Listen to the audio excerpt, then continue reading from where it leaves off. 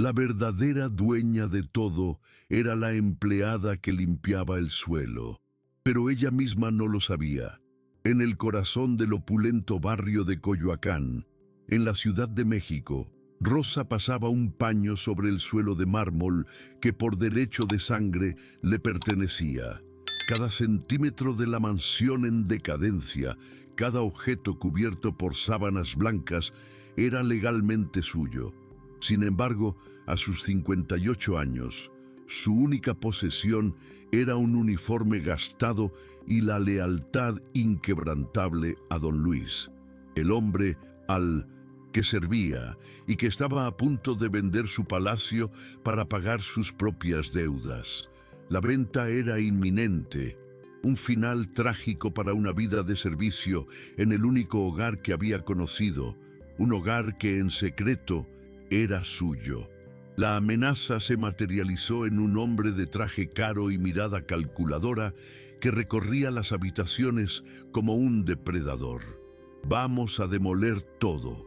Construiremos apartamentos de lujo aquí», le dijo a don Luis, sin siquiera mirar a Rosa, quien escuchaba desde el umbral, sintiendo cómo cada palabra demolía su existencia. Para el comprador, la casa era un lote, una oportunidad de negocio. Para Rosa era el santuario de sus recuerdos, la única testigo de su vida. La frialdad del comprador contrastaba brutalmente con el cariño con que Rosa trataba cada rincón, cada objeto, como si fueran extensiones de su propio cuerpo. Don Luis, el hombre que la vio crecer, a quien ella quería como a un hermano, no podía sostenerle la mirada. Atrapado entre la ruina financiera y un secreto de familia guardado durante décadas, su afecto por Rosa se había convertido en una fuente de vergüenza. «No tenemos otra opción, Rosita», decía, con la voz quebrada por una culpa que no se atrevía a confesar. Amaba a Rosa, pero se amaba más a sí mismo, o al menos temía más a la pobreza que a la traición. Y así, el hombre que debía proteger su legado se convirtió en el arquitecto de su ruina, vendiendo el futuro de ella para salvar su propio presente.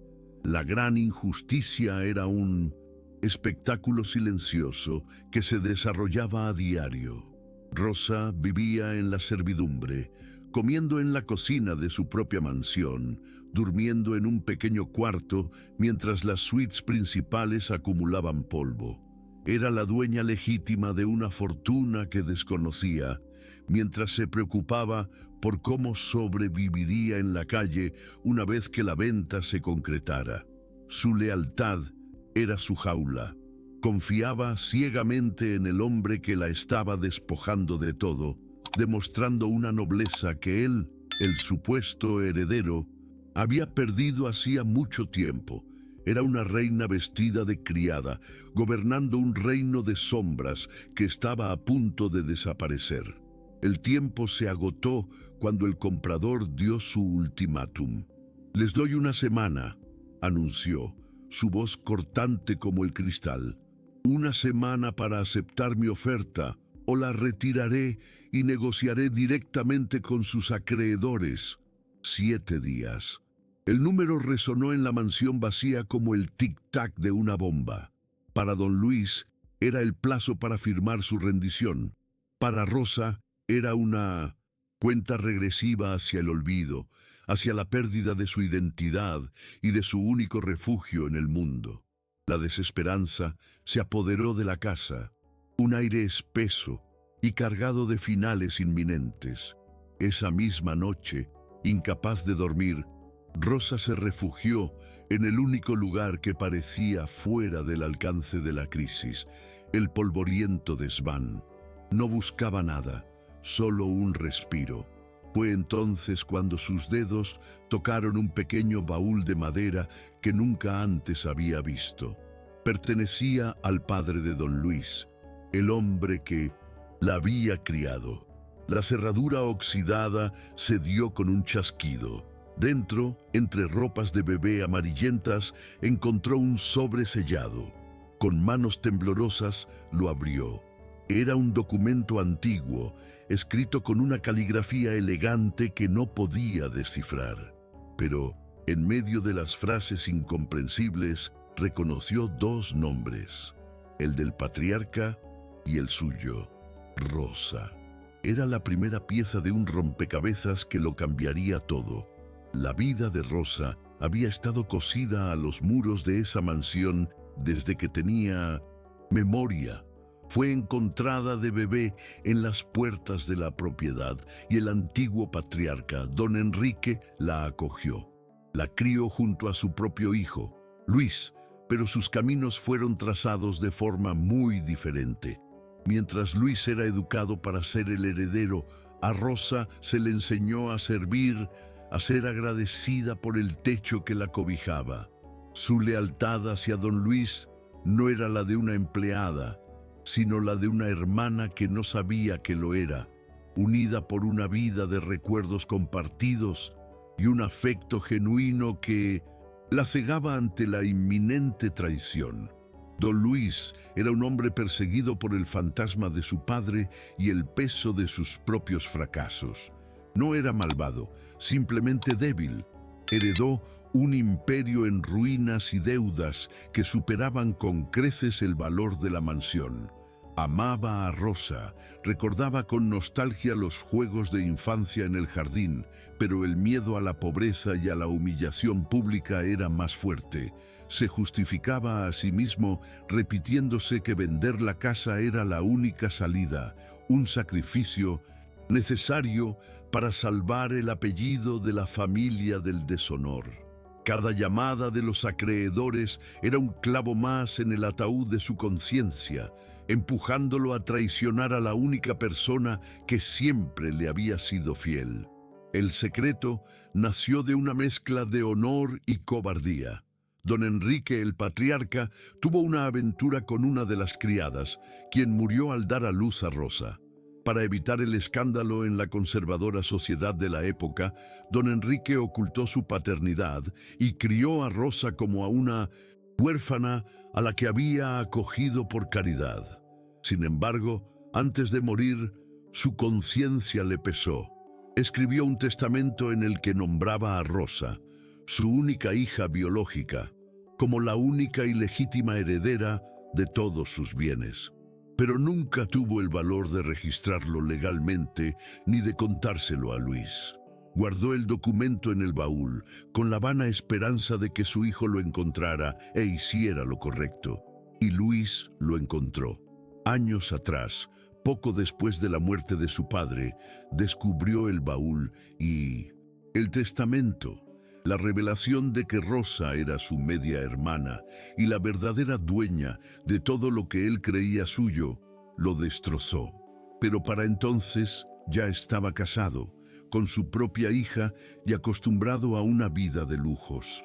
La vergüenza y el pánico a perderlo todo lo llevaron a tomar una decisión fatal: esconder el testamento y perpetuar la mentira. Desde ese día, cada gesto de cariño hacia Rosa se convirtió en un acto de hipocresía y su afecto genuino quedó manchado por una culpa que lo corroía por dentro. La propia casa era un museo de la identidad robada de Rosa. El baúl de madera en el desván, un viejo álbum de fotos con imágenes borrosas de una joven desconocida, su madre, un delicado vestido de bautizo guardado en una caja de seda. Eran testigos silenciosos, piezas de un rompecabezas que ella misma cuidaba sin saber que contaban su historia. Limpiaba el polvo de los marcos de fotos que contenían la verdad de su linaje. Pulía la plata que por derecho le pertenecía. La mansión parecía contener la respiración, esperando el día en que sus secretos finalmente salieran a la luz. La presión del comprador era implacable y el plazo de una semana, una soga que se apretaba alrededor del cuello de don Luis. Los acreedores llamaban sin cesar, sus voces cada vez más amenazantes. Esta presión externa transformó la pasividad de don Luis en una traición activa. Ya no solo ocultaba la verdad, Estaba a punto de destruirla para siempre. La venta de la mansión no solo despojaría a Rosa de su hogar, sino que borraría cualquier rastro de su derecho, convirtiendo la injusticia en algo permanente e irreversible. El tiempo para hacer lo correcto se había agotado. Mientras tanto, Rosa guardaba el documento que había encontrado, paralizada por el miedo. Sostenía la prueba de su posible verdad en sus manos, pero su mente, condicionada por toda una vida de servidumbre, no le permitía actuar. ¿Cómo podría ella, la criada, cuestionar a don Luis, su protector, el único padre que había conocido? Hacerle una pregunta sobre ese papel se sentía como un acto de traición imperdonable. La humildad que le habían inculcado se convirtió en su propia prisión, impidiéndole reclamar la llave que podría liberarla. Su conflicto no era con Luis, sino con la imagen que tenía de sí misma. La tragedia se representaba en los pequeños gestos cotidianos. Por la mañana, Rosa le servía el café a don Luis en el comedor cubierto de sábanas. «Gracias, Rosita», decía él, con una sonrisa triste pero genuina. «Nadie prepara el café como tú». Por un instante no eran el amo y la sirvienta, sino dos personas que habían compartido una vida. Era precisamente esa cercanía, ese afecto real, lo que hacía la traición de él más monstruosa y la sumisión de ella más desgarradora. Él le sonreía mientras vendía su derecho de nacimiento y ella le servía con devoción, sin saber que el hombre al que cuidaba era su carcelero. Rosa pasó la noche en vela, con el sobre arrugado entre sus manos. La caligrafía elegante parecía burlarse de su analfabetismo, susurrando un secreto que no podía descifrar. El impulso de correr hacia don Luis y exigir una explicación luchaba contra 50 años de sumisión y gratitud. ¿Y si no era nada?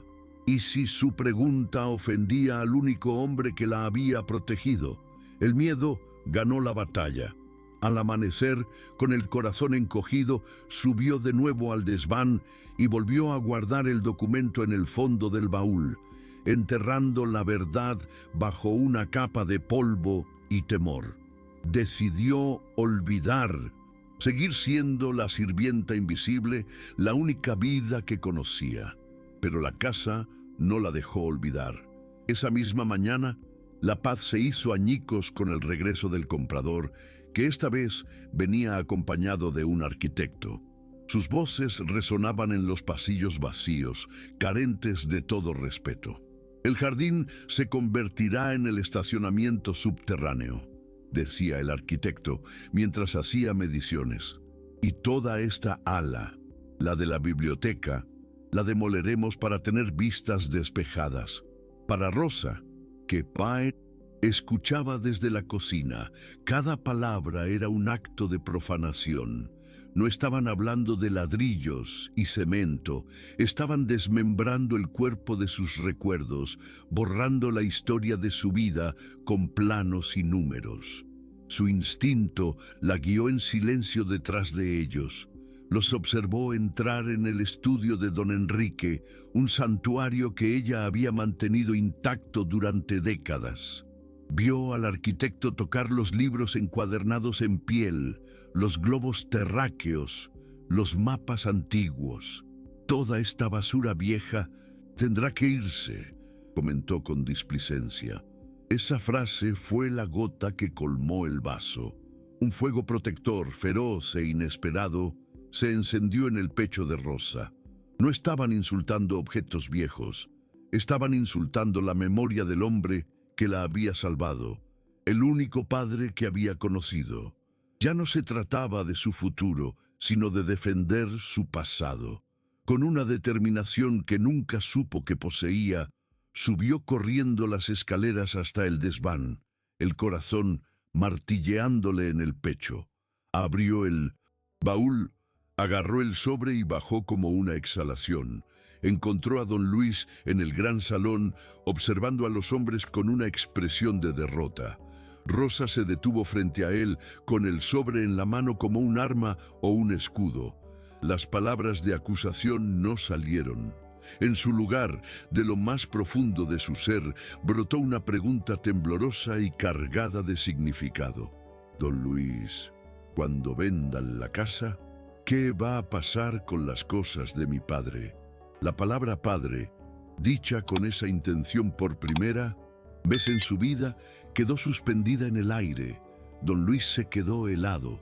Su mirada bajó de los ojos suplicantes de Rosa al sobre que ella apretaba con nudillos blancos. Lo reconoció al instante.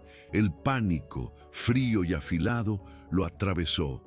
Décadas de mentiras, de culpa enterrada, amenazaban con salir a la superficie frente a todos. Y su instinto más primario, el de la supervivencia, se apoderó de él. Su debilidad se transformó en una crueldad defensiva. «Mi padre», espetó, su voz un látigo. «Don Enrique fue tu benefactor, Rosa, no tu padre. Ya es hora de que recuerdes tu lugar en esta casa. No vuelvas a mencionar esta estupidez». El impacto de sus palabras fue más devastador que cualquier amenaza de desalojo. No fue el tono, sino el contenido. «Recuerda tu lugar». La frase la golpeó con la fuerza de una bofetada, destruyendo en un segundo la ilusión de familia que había albergado toda su vida. El hombre al que veía como un hermano acababa de trazar una línea brutal entre ellos. Él era el amo, ella la sirvienta. El miedo que la había paralizado se disolvió, reemplazado por una herida profunda y sangrante. Y de esa herida nació una nueva y silenciosa resolución. El evento fue irreversible. La confianza se había roto para siempre. La guerra, aunque silenciosa, acababa de ser declarada. La crueldad de la respuesta de don Luis no quebró a Rosa, la forjó. La herida abierta por su desprecio cauterizó el miedo que la había paralizado durante toda su vida. Se secó las lágrimas con el dorso de la mano y por primera vez una frialdad decidida se instaló en su mirada. Ya no era la sirvienta asustada que buscaba aprobación. Era una mujer a la que le habían robado la dignidad y estaba dispuesta a recuperarla. Con un movimiento lento y deliberado, guardó el sobre en el bolsillo de su uniforme. El papel ya no era una fuente de temor, sino una extensión de sí misma, un recordatorio constante de la verdad que ahora llevaba pegada a su cuerpo. La quietud que siguió a su retirada del salón fue más pesada que cualquier grito. Rosa volvió a sus tareas, pero algo fundamental había cambiado. Se movía con la misma eficiencia, pero su presencia había adquirido un nuevo peso. Sus hombros, antes encorvados por la humildad, ahora estaban rectos. Sus ojos, que siempre rehuían el contacto directo, ahora se clavaban en los de don Luis con una calma acusadora cada vez que se cruzaban. No decía nada, pero su silencio era un grifo que goteaba veneno en la conciencia de él. Cada gesto, cada mirada, era un recordatorio de su traición. Don Luis, por su parte, se vio sacudido por su propio arrebato. Un relámpago de vergüenza lo golpeó al ver la expresión de Rosa, pero el pánico lo ahogó rápidamente. El secreto estaba a punto de estallar y su única reacción fue intentar enterrarlo más deprisa. Se lanzó al teléfono llamando a su abogado con una urgencia febril. «Acelere todo. Quiero firmar los contratos esta semana. No me importa lo que cueste». Su desesperación por vender la casa ya no era para salvar el apellido, sino para borrar a Rosa y la verdad que ella representaba, para huir de su propia culpa.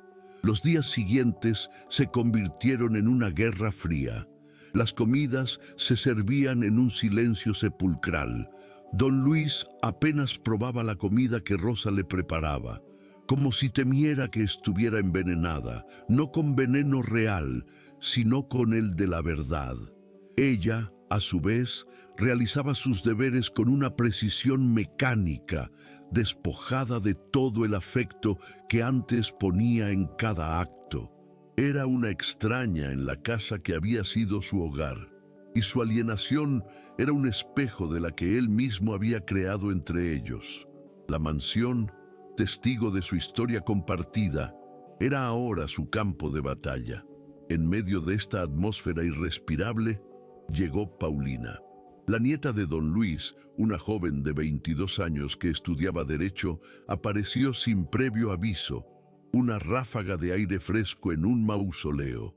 Era inteligente, de espíritu libre y adoraba a Rosa, quien la había cuidado de niña, contándole historias y curándole las rodillas raspadas. Su primera impresión al entrar en la casa fue de extrañeza. «Abuelo, ¿qué pasa aquí?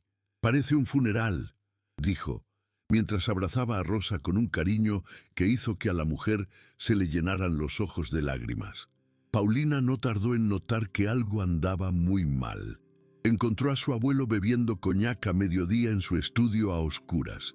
Intentó hablar con él, sonsacarle qué ocurría, pero se topó con un muro de irritabilidad. «Son asuntos de negocios». «Paulina, no te metas», le espetó él. Ella observó la tensión casi violenta entre él y Rosa, la forma en que evitaban mirarse.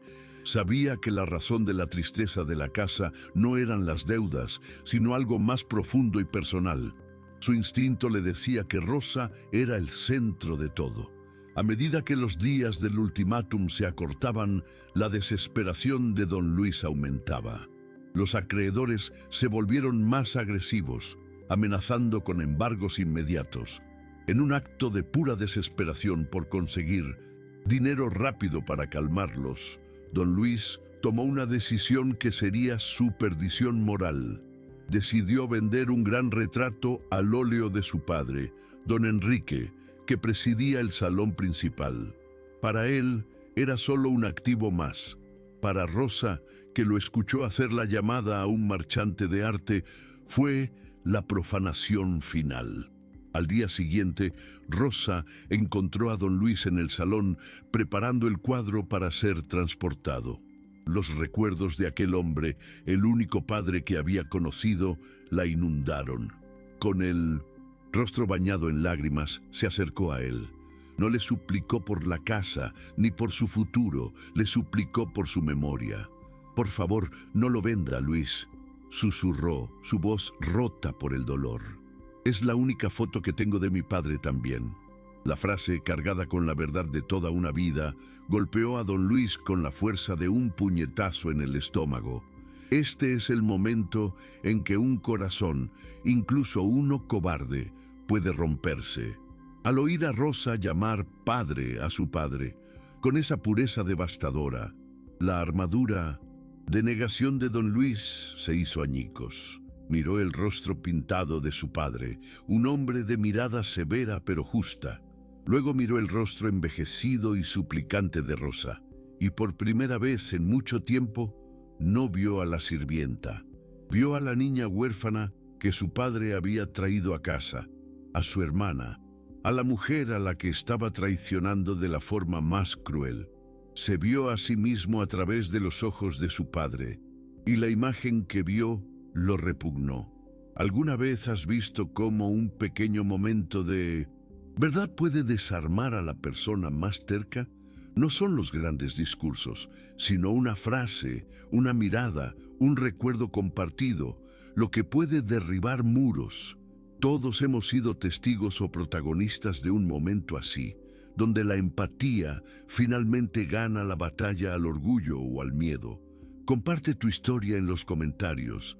Cuéntanos sobre ese instante que lo cambió todo, ese momento en que el corazón de alguien dio un vuelco y vio la verdad. Avergonzado y sacudido hasta la médula, don Luis canceló la venta del cuadro, pero este acto de conciencia llegó demasiado tarde. La presión de los acreedores era ya insostenible.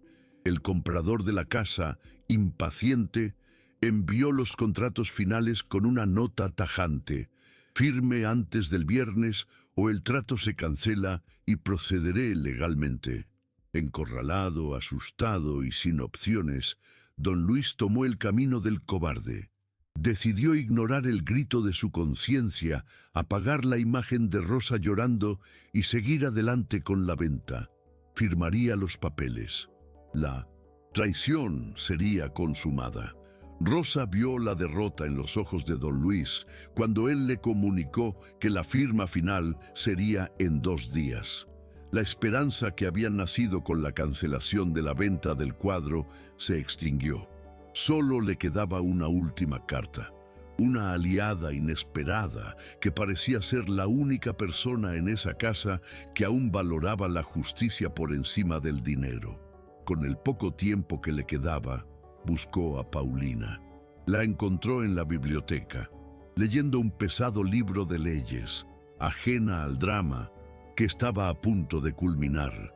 Con manos temblorosas y el corazón en la garganta, Rosa se acercó a la joven.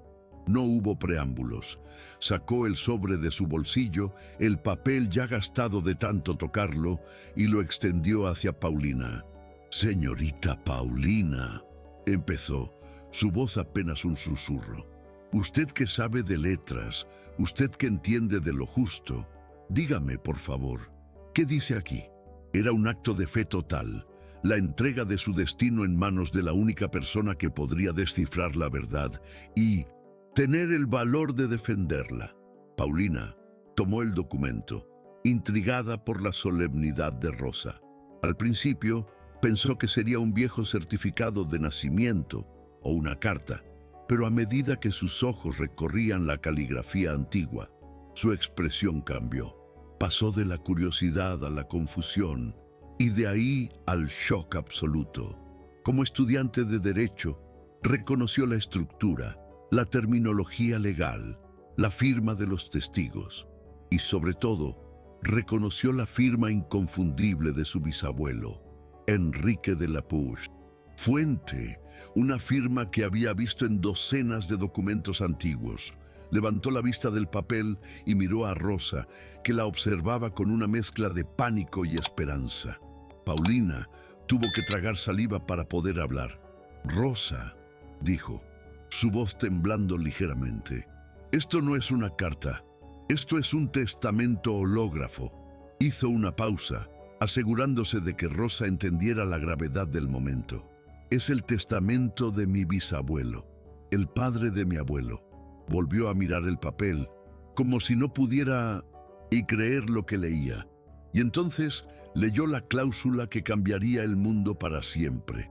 Con voz clara y lenta, para que cada palabra penetrara, Paulina tradujo el lenguaje legal a una verdad simple y demoledora. Dice que en el momento de su muerte, todos sus bienes, propiedades, cuentas, todo, pasaría a ser propiedad de su única y reconocida hija biológica. Se detuvo. Sus ojos se llenaron de lágrimas de indignación y tristeza por la mujer que tenía delante. «Rosa, esa hija eres. Tú eres la única heredera. Esta casa, todo lo que hay en ella, siempre ha sido tuyo». El impacto de esas palabras fue como un trueno en la habitación silenciosa. Rosa se tambaleó, apoyándose en una estantería para no caer. 58 años de su vida, de su identidad, se desmoronaron y se reconstruyeron en un solo instante. No era la huérfana acogida, la sirvienta agradecida, era la dueña, la heredera. Las lágrimas brotaron de sus ojos, pero no eran de tristeza, sino de un torbellino de emociones demasiado vasto para nombrarlo. Validación, ira, pérdida y una extraña y abrumadora sensación de liberación. Paulina no le dio tiempo a derrumbarse.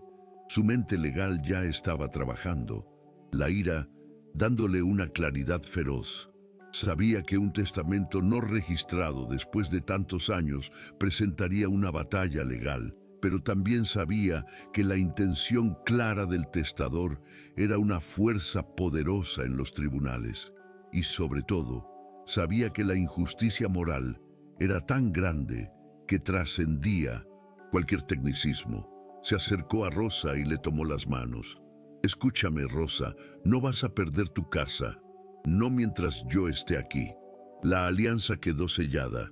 La desesperación de Rosa encontró un propósito en la determinación de Paulina. Juntas, la heredera sin voz y la abogada sin título se prepararon para la batalla. Paulina comenzó a trabajar inmediatamente, investigando precedentes legales, buscando las leyes de sucesión de la época en que se escribió el testamento. Cada artículo que encontraba, cada caso similar que leía, reforzaba su convicción. Tenían una oportunidad real. Don Luis, ajeno a la bomba que acababa de explotar en su propia biblioteca, continuó con los preparativos para la firma. Vio a su nieta y a Rosa hablando en susurros, pero lo atribuyó a las despedidas. Su culpa lo había vuelto ciego de nuevo, ansioso por terminar con todo el asunto. Esta ceguera sería su ruina. Mientras él planeaba la entrega de la mansión, ellas planeaban su recuperación. El escenario para la confrontación final estaba listo. Paulina le explicó a Rosa que la mejor estrategia no era una advertencia, sino una emboscada. Dejar que don Luis llegara hasta el final, que reuniera al comprador y a los abogados en la sala, que tuviera la pluma en la mano para firmar la traición. Sería en ese momento, en el clímax de su cobardía, cuando la verdad sería revelada. Sería más humillante, sí, pero también más efectivo. No le daría tiempo a don Luis de preparar una defensa o de intentar esconderse de nuevo. Sería acorralado por su propia mentira. El día de la firma llegó, un día gris y lluvioso que parecía reflejar el estado de ánimo de la casa. Rosa se vistió con su uniforme como todos los días, pero se sentía como si llevara una armadura. En su bolsillo llevaba el testamento, ahora protegido en una funda de plástico que Paulina le había dado. Cada paso que daba resonaba con un nuevo poder. No estaba sirviendo el café a los verdugos de su vida. Estaba esperando el momento para impartir su propia justicia. Las palabras de Rosa: "Es la única foto que tengo de mi padre también", no dejaron a don Luis cuando ella se fue.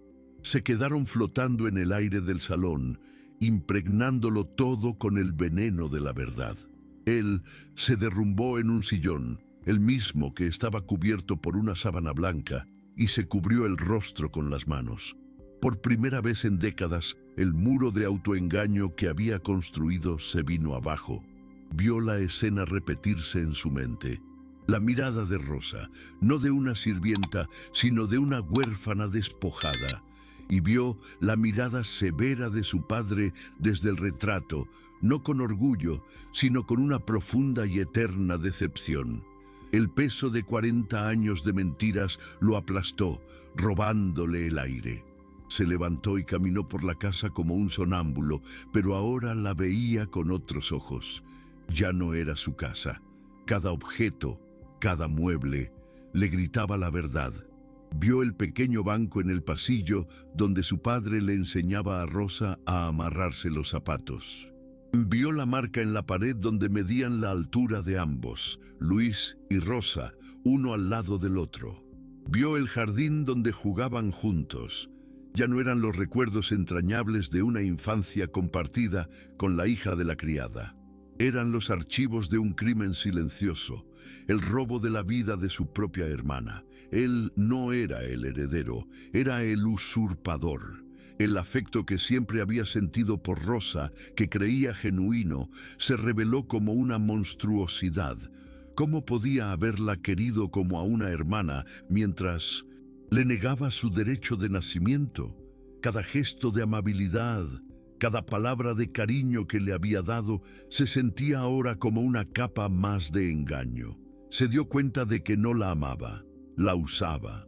Usaba su presencia para calmar su propia conciencia culpable, manteniéndola cerca como un amuleto viviente de su pecado. La quería sumisa, agradecida y pobre, porque su pobreza era la garantía de la riqueza de él. La revelación fue tan nauseabunda que tuvo que apoyarse en una pared para no vomitar.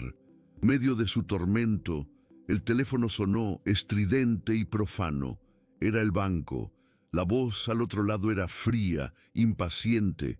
Hablaba de fechas límite, de acciones legales, de desahucio. La realidad, con su brutalidad financiera, lo arrancó de su espiral de culpa. El miedo, su viejo y conocido compañero, volvió a instalarse en su pecho.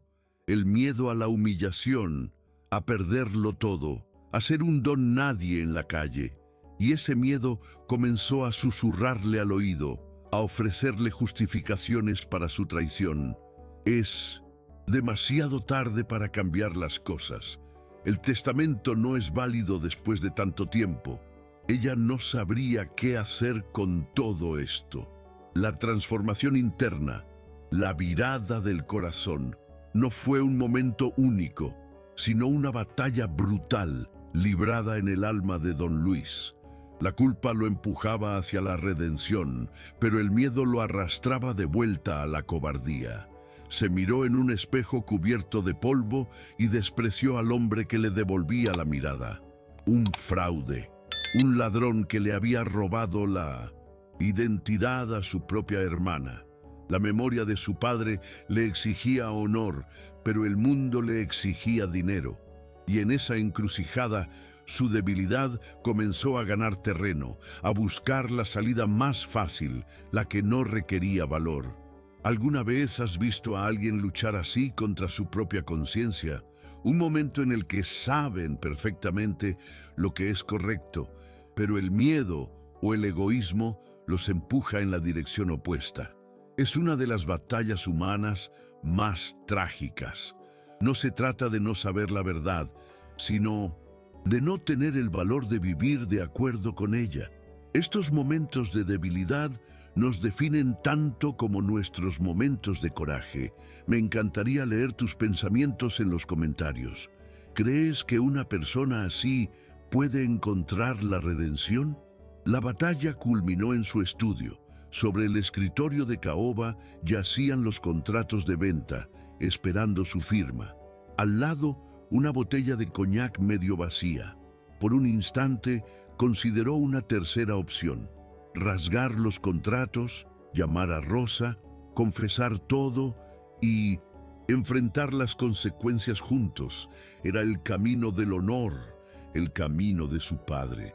Pero requería una fuerza que él simplemente no poseía. La imagen de la pobreza, de perder el estatus que definía toda su identidad, era más aterradora que la de su propia alma corrupta. Su mano tembló al alcanzar la botella. Con un suspiro que sonó a rendición, se sirvió un vaso lleno y se lo bebió de un trago. El alcohol quemó su garganta y silenció la voz de su conciencia. Tomó la pluma. En ese momento, la transformación se completó. Ya no era un hombre en conflicto. Había tomado una decisión. Ya no era solo un cobarde que ocultaba la verdad por inercia. Se convirtió en un traidor activo y consciente. Eligió su supervivencia por encima de la justicia, el dinero por encima de la sangre, la mentira por encima del honor. Con una mano firme, alimentada por el miedo y el coñac, se inclinó sobre el papel para firmar la sentencia de Rosa. Este fue el verdadero punto de inflexión, no el descubrimiento de la verdad, sino la elección deliberada de traicionarla. Don Luis cruzó una línea moral de la que no había retorno. Al decidir conscientemente sacrificar a Rosa para salvarse a sí mismo, selló su propio destino para la confrontación que se avecinaba. Ya no podría argumentar ignorancia o confusión. Cuando la verdad finalmente saliera a la luz, no sería revelada a un hombre equivocado, sino a uno que sabía exactamente lo que estaba haciendo y eligió hacerlo de todos modos. La tragedia estaba servida. El salón principal se sentía como una sala de tribunal. El comprador y su abogado se sentaron a un lado de la gran mesa de caoba, el abogado de don Luis al otro. Los contratos estaban extendidos, listos para la firma que sellaría la traición. Don Luis, con el rostro pálido y las manos temblorosas, intentaba mantener una fachada de control. Un rey presidiendo la venta de su reino en ruinas. Rosa servía el café. Su rostro una máscara impasible, pero sus ojos no se perdían ni un solo detalle. Se movía en silencio la sirvienta invisible mientras esperaba la señal de Paulina, quien permanecía de pie cerca de la puerta como una estatua de la justicia esperando su momento. Don Luis tomó la pluma. El sonido del metal al rozar el papel fue el único ruido en la habitación. En el instante en que la punta tocó la línea de firma, la voz de Paulina cortó el aire, clara y fría como el acero. Un momento. Todos se volvieron hacia ella. Me temo que esta venta no puede proceder. Esta propiedad no está a la venta. El comprador la miró con irritación. Niña, esto es un asunto de adultos. Paulina avanzó hacia la mesa, ignorándolo por completo, y colocó el viejo documento frente al abogado de su abuelo. Le sugiero que examine este documento antes de que su cliente cometa un fraude. El abogado tomó el testamento con escepticismo, pero su expresión cambió a medida que leía. Su rostro palideció. Levantó la vista hacia don Luis con una mezcla de shock y acusación. Luis, ¿qué es esto? Don Luis intentó farfullar una negación. Es una mentira, un papel viejo sin valor. Pero Paulina fue implacable. Es un testamento hológrafo perfectamente válido según el Código Civil de la época, que nombra a Rosa, aquí presente, como la única y universal heredera de don Enrique de la Fuente. Por lo tanto, ella es la única dueña de esta casa y de todo lo que contiene. Usted, abuelo, no tiene ninguna autoridad para venderla. La bomba había estallado.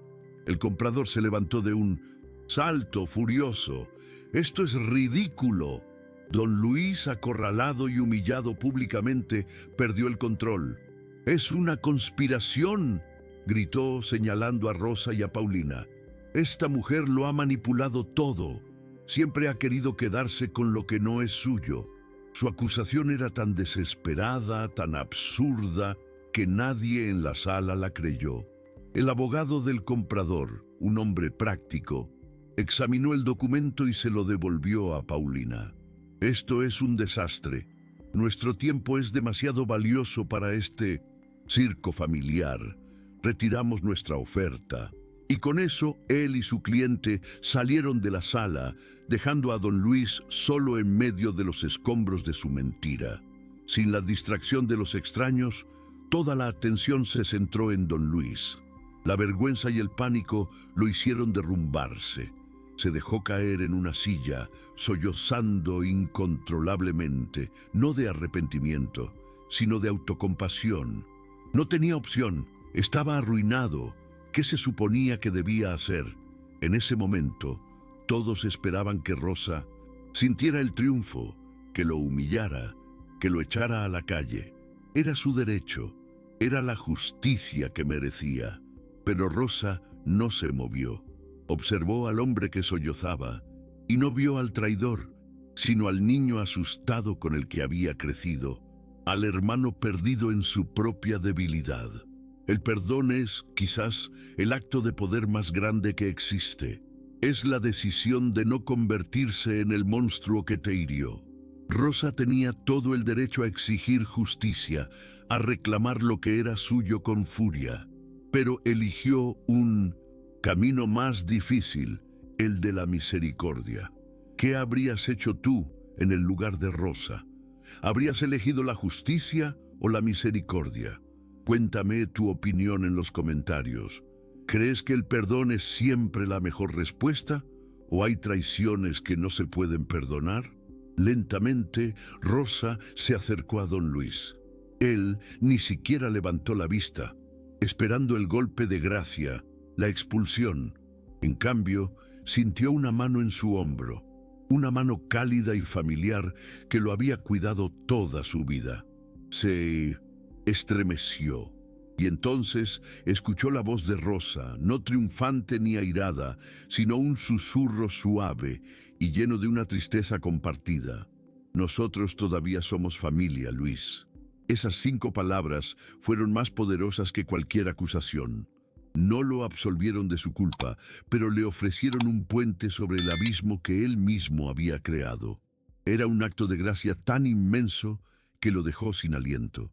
La resolución no fue un grito, sino un susurro. La venta estaba cancelada. La casa estaba a salvo. Legalmente, Rosa era la dueña. Su primera decisión como propietaria definiría el resto de su vida y la de ellos. Paulina y don Luis la observaban, esperando su veredicto. Rosa miró a su alrededor, a los muebles cubiertos de sábanas blancas, a las ventanas cerradas que bloqueaban la luz. Caminó hacia la ventana más cercana y con un movimiento firme descorrió las pesadas cortinas. Un rayo de sol polvoriento atravesó la penumbra. Luego se volvió hacia la primera silla cubierta. Tomó el borde de Innocentos, la sábana blanca, y en lugar de arrancarla, la dobló con cuidado. Miró a don Luis, que seguía llorando en silencio, y a Paulina, que la miraba con una admiración infinita. «Vamos a poner la casa en orden», dijo simplemente. No había rencor en su voz, solo un propósito tranquilo. Se acercó a don Luis, no para expulsarlo, sino para incluirlo. Juntos. No lo estaba echando de su casa. Lo estaba invitando a volver a la de ellos, no como el dueño fallido, sino como su familia. La verdadera curación acababa de comenzar. El acto de quitar las sábanas fue simbólico y literal. Con cada mueble que descubrían, con cada objeto que volvía a ver la luz, era como si estuvieran restaurando no solo la casa, sino también su propia historia, limpiándola de las mentiras que la habían cubierto durante tanto tiempo. Don Luis, al principio vacilante, comenzó a ayudar, sus movimientos torpes y cargados de vergüenza.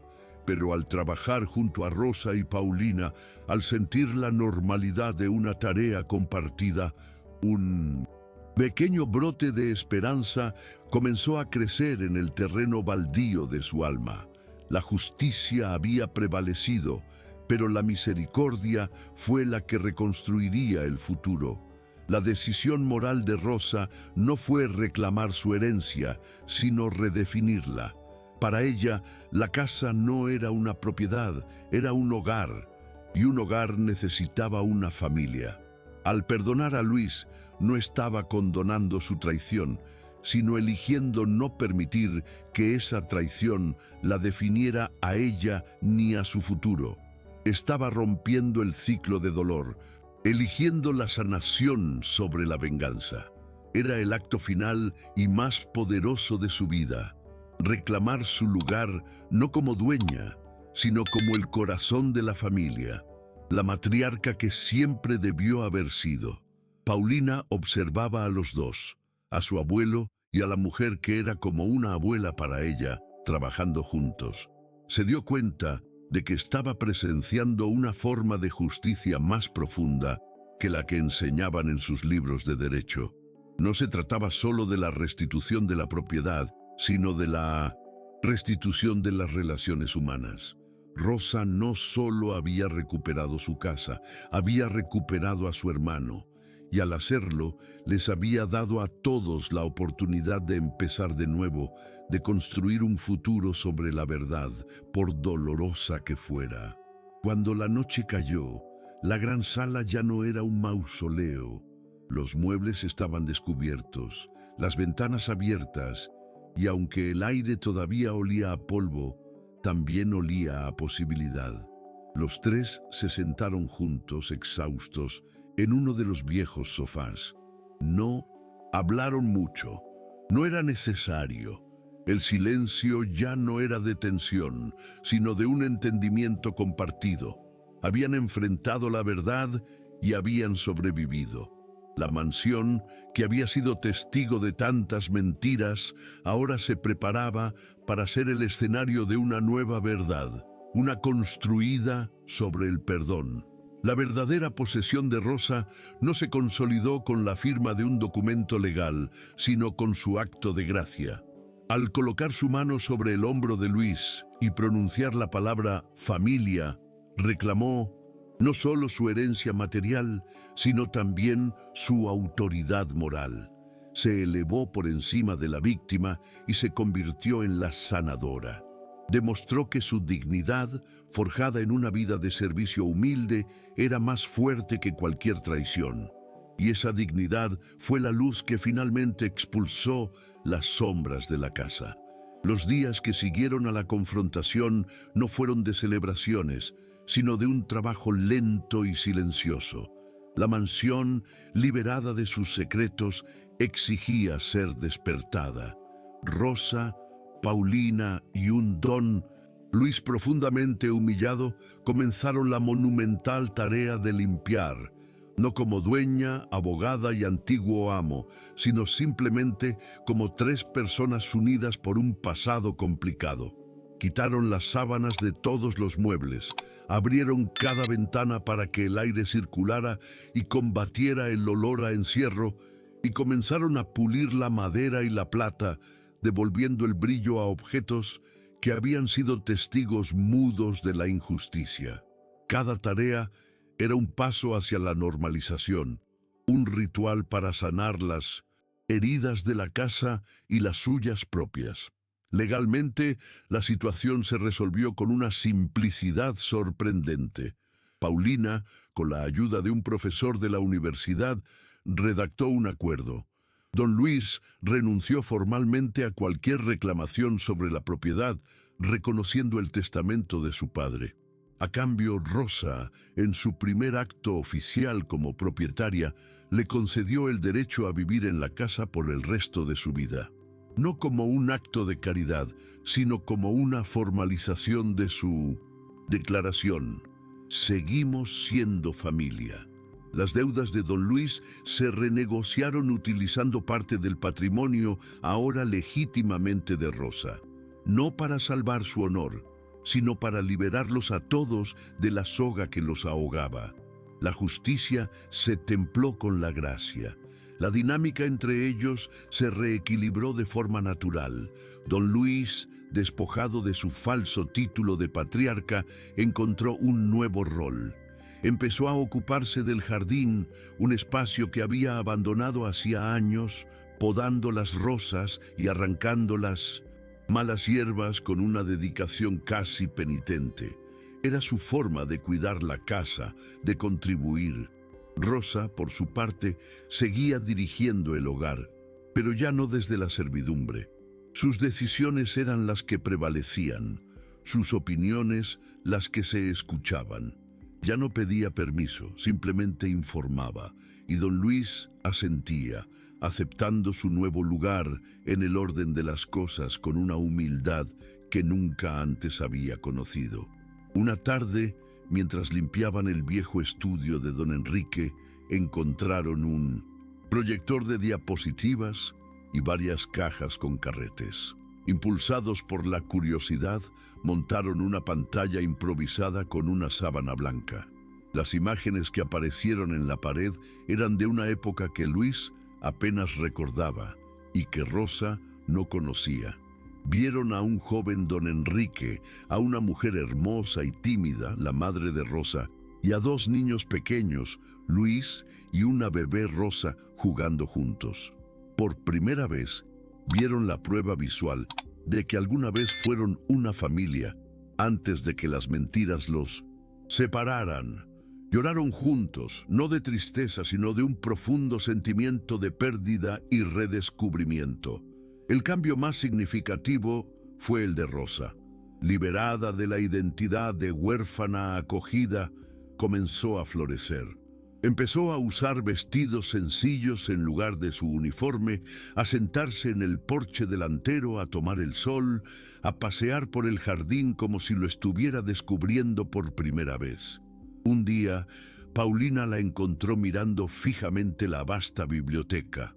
«Tantos libros», susurró Rosa, «y no sé lo que dicen». Paulina sonrió.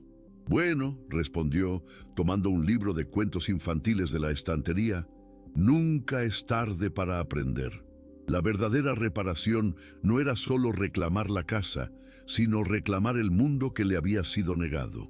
La imagen final transcurre meses después. Rosa está sentada en el porche de la mansión, no con su uniforme, sino con un vestido sencillo y colorido, tomando una taza de café mientras observa el sol de la tarde bañar el jardín. Hay una paz en su postura que nunca antes había tenido. Don Luis se acerca a ella no como un amo, sino como un compañero. Le entrega el periódico del día. Rosa lo toma, mira los grandes titulares con una sonrisa pícara y deliberadamente lo pone boca abajo, mirándolo a él con complicidad. Es una broma entre ellos, una aceptación alegre de lo que es, libre de toda vergüenza. Él le devuelve la sonrisa, se sienta a su lado y, abriendo el periódico, comienza a leerle las noticias en voz alta. La verdadera herencia no era la escritura de la casa, sino ese momento, el derecho a simplemente ser, sin tener que servir para pertenecer. Historias como esta son el alma de nuestro canal, un recordatorio de que la dignidad es la única herencia que nadie nos puede quitar.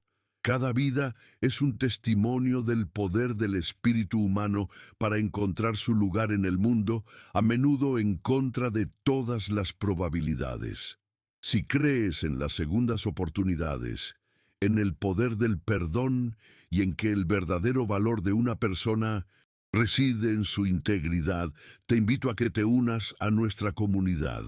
Suscríbete para continuar este viaje con nosotros y descubrir más historias que, como la de Rosa, nos demuestran que un corazón noble siempre encontrará su verdadero hogar.